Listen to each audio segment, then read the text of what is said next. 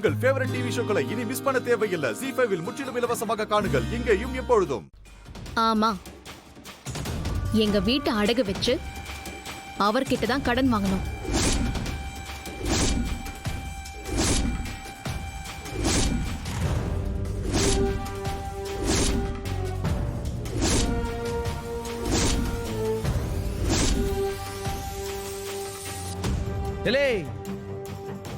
நீ என்னல பேசுற? இரு, நான் பேசிக்கிறேன். அந்த பணத்தை எங்களால உடனடியா தர முடியாது.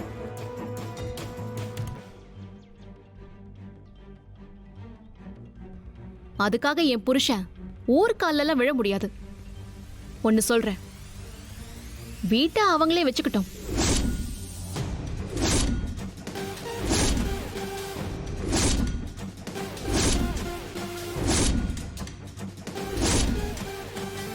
பரணி, என்னத்தா நீ ஏற்கனவே இருக்கிற குழப்பம் பத்தாதுன்னு நீ வேற குழப்பிட்டு கிடக்க. மொத்த குடும்பமும் தெருவுல நிக்குதா. நமக்கு அந்த வீட்டை விட்டா வேற என்ன நாதி இருக்கு? நீ வேற விஷயம் தெரியாம வார்த்தையை விட்டுட்டு கிடக்க. மாமா, நான் பேசிக்கிறேன்னு சொல்றேன்ல. இல்லை, என்ன உன் கோட்டை ஏதாச்சும் முடிச்சிருக்கா உனக்கு? வீட்டை அவங்களுக்கு விட்டு கொடுத்துட்டு என்ன கோயில்ல நிக்க சொல்லுதியா, இல்ல ரோட்ல போய் நிக்க சொல்லுதியா, இல்ல பைத்திய மாதிரி பேசிட்டு இருக்க? வேற வழி என்ன? தெருவுல தான் நிக்கணும். நாங்க எதுக்கு தெருவுல நிக்கணும்? எனக்கு சொந்தமா அரண்மனை மாதிரி ஒரு வீடு இருக்கு.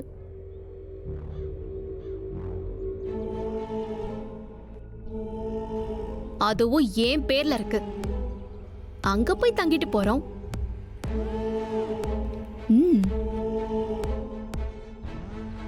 என்னது உன் பேர்ல வீடா?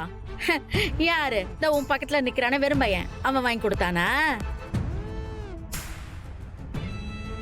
அரண்மனை மாதிரி வீடுன்னா இந்த ஊர்ல இந்த சௌந்தரபாண்டி வீடு மட்டும்தான்.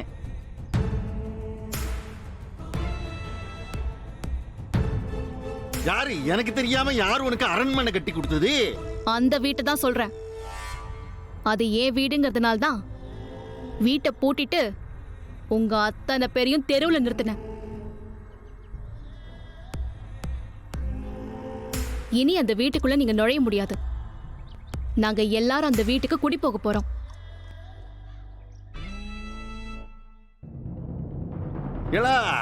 என்ன என்ன பேசுத நீங்க? புத்தியோட தான் பேசுறியா? என் வீடுங்க அது உன் வீடு ஆயிடுமா? யாரு உனக்கு இந்த உரிமையை கொடுத்தது? என் வீடு அது, அது என் பொஞ்சாதி பேர்ல இருக்கு. கேட்டு பாரு. அத உரிமை கொண்டாடணும்னு நினைச்சா அவதான் உரிமை கொண்டாடலாம். கண்டவெல்லாம் வந்து உரிமை கொண்டாட முடியாதுலா. அம்மா, என்னம்மா இவர் இப்படி பேசுறாரு? இவருக்கு தெரியாதா? என்னடா என்ன என்ன தெரியாது? என் பேர்ல இருந்த வீட்டை என் பொண்ணு பரணி பேர்ல எழுதி கொடுத்தாச்சு.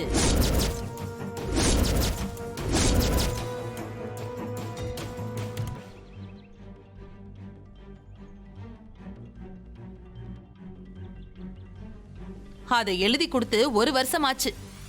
இப்ப அது அவ வீடு. அட்டி பாவி.